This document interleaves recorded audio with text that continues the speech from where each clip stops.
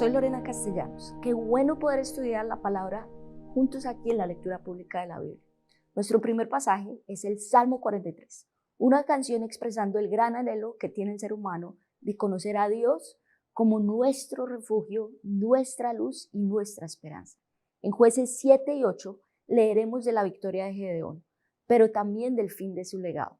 Terminaremos en Juan 20, el relato de la resurrección. Que hoy el poder de la palabra transforme tu manera de vivir. Bendiciones. El libro de Salmos, capítulo 43. Declárame inocente, oh Dios. Defiéndeme contra esta gente que vive sin ti. Rescátame de estos mentirosos injustos. Pues tú eres Dios, mi único refugio seguro. ¿Por qué me hiciste a un lado? ¿Por qué tengo que andar angustiado, oprimido por mis enemigos? Envía tu luz y tu verdad, que ellas me guíen, que me lleven a tu monte santo, al lugar donde vives. Allí iré al altar de Dios, a Dios mismo, la fuente de toda mi alegría. Te alabaré con mi arpa, oh Dios, mi Dios. ¿Por qué estoy desanimado? ¿Por qué está tan triste mi corazón? Pondré mi esperanza en Dios.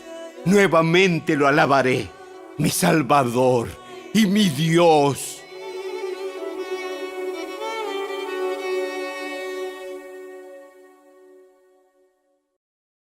El libro de Jueces, capítulo 7.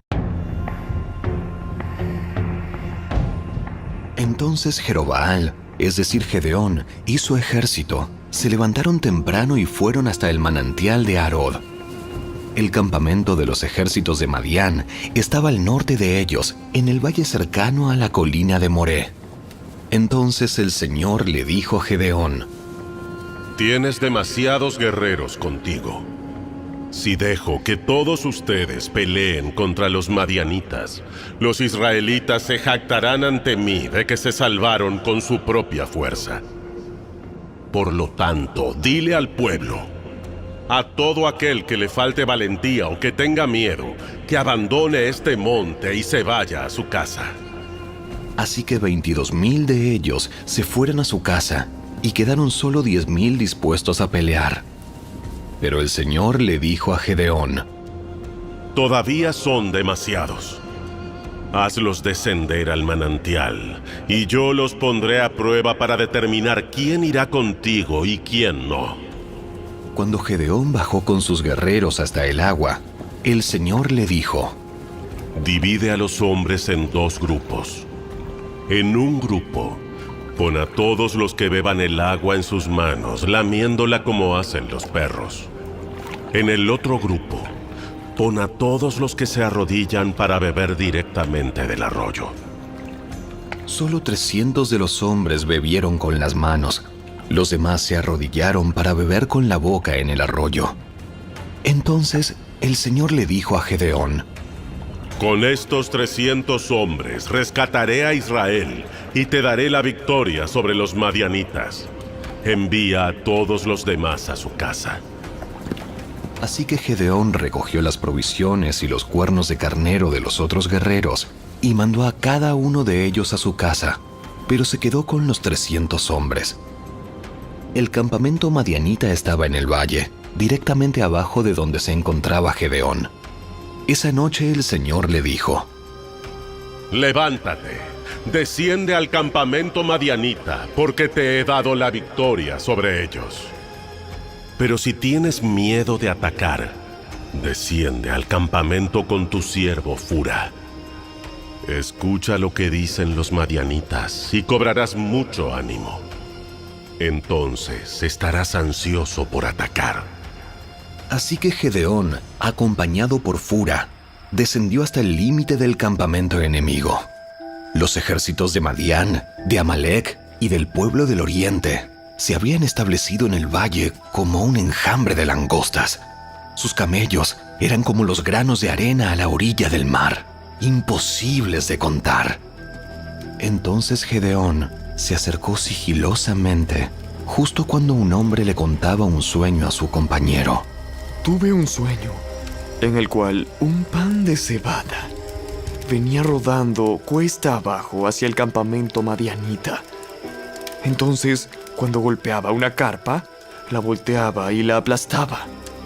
Su compañero le respondió: Tu sueño solo puede significar una cosa. Dios le ha dado a Gedeón, hijo de Joás, el israelita, la victoria sobre Madián y todos sus aliados. Cuando Gedeón oyó el sueño y la interpretación, se inclinó en adoración ante el Señor. Luego regresó al campamento israelita y gritó: ¡Levántense! Porque el Señor les ha dado la victoria sobre las multitudes madianitas. Así que dividió a los 300 hombres en 3 grupos y le dio a cada hombre un cuerno de carnero y una vasija de barro con una antorcha adentro. Después les dijo: ¡Fíjense en mí! Cuando yo llegue al límite del campamento, hagan lo mismo que yo. En cuanto yo y los que están conmigo toquemos los cuernos de carnero, ustedes también toquen sus cuernos alrededor de todo el campamento y griten: ¡Por el Señor y por Gedeón! Fue apenas pasada la medianoche, después del cambio de guardia, cuando Gedeón y los 100 hombres que iban con él llegaron al límite del campamento madianita. Entonces, de un momento al otro, tocaron los cuernos de carnero y rompieron las vasijas de barro.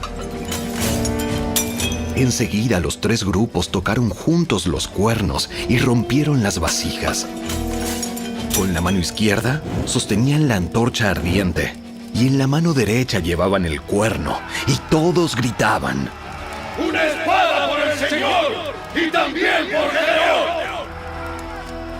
Cada hombre permaneció en su puesto alrededor del campamento y observaron cómo los madianitas corrían de un lado a otro, llenos de pánico y gritando mientras se daban a la fuga.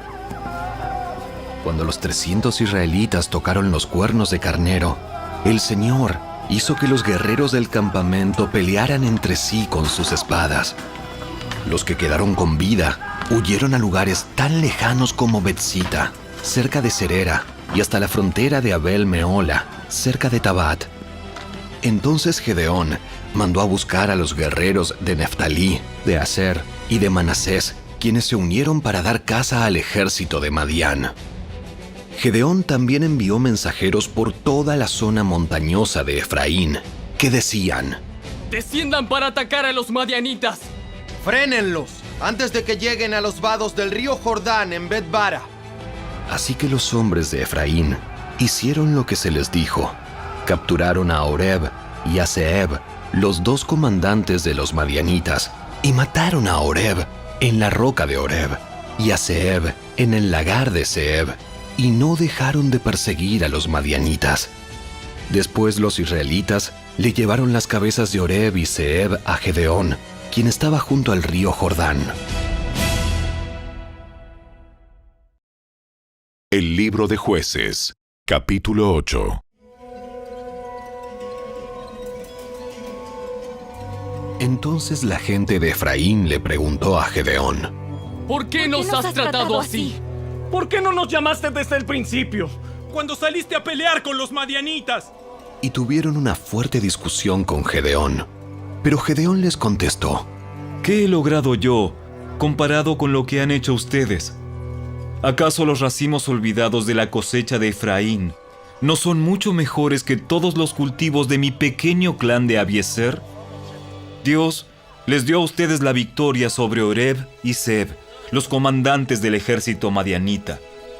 ¿Qué he logrado yo en comparación con eso?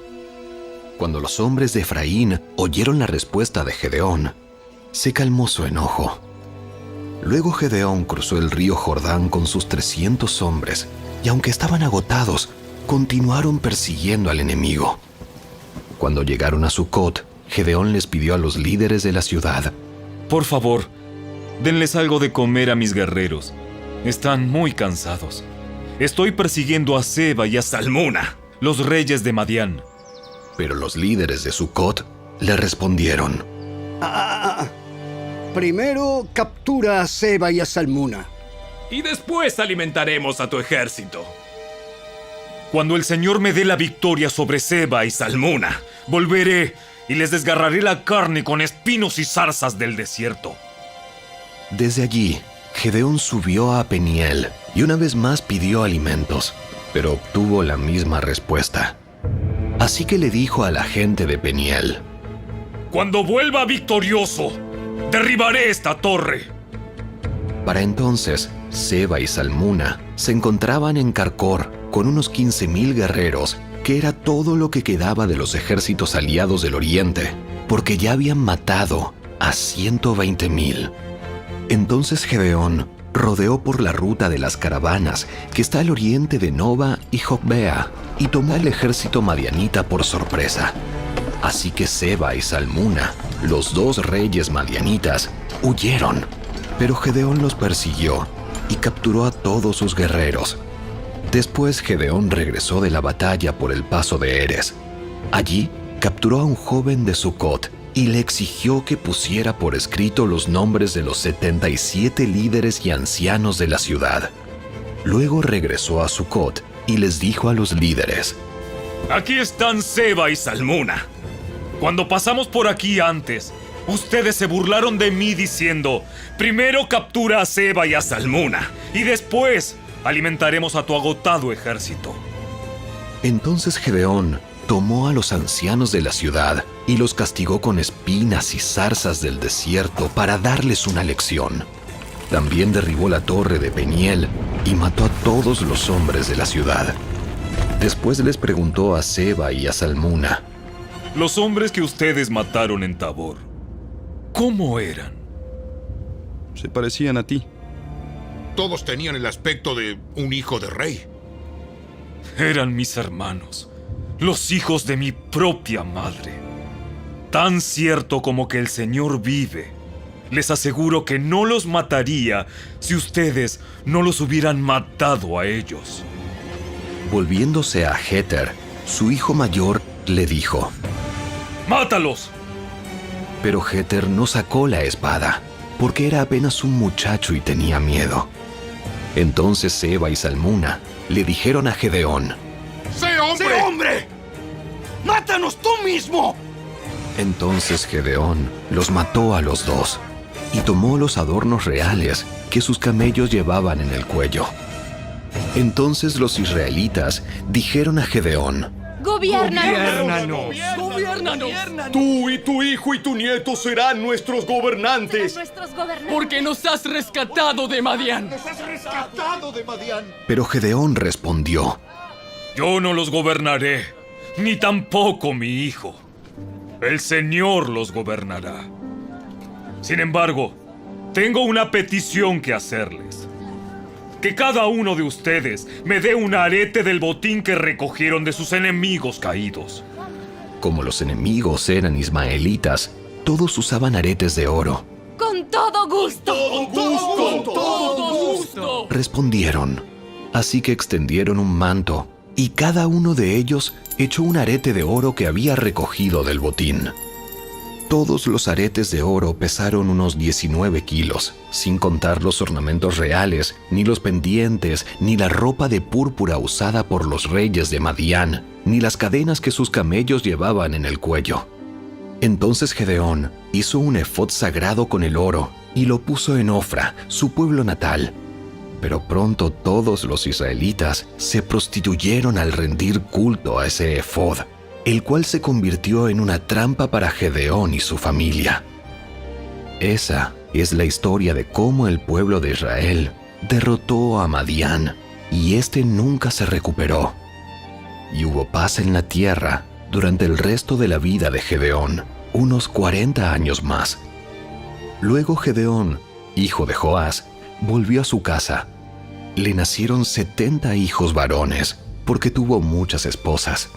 Además tuvo una concubina en Siquem, que le dio un hijo, a quien él llamó Abimelech. Gedeón murió muy anciano, y fue enterrado en la tumba de su padre Joás, en Ofra, en la tierra del clan de Abiezer.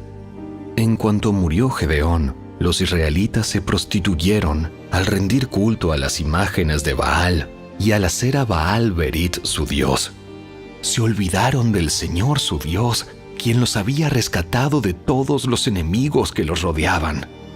Tampoco mostraron lealtad alguna con la familia de Jerobaal, es decir, Gedeón, a pesar de todo el bien que él había hecho por Israel.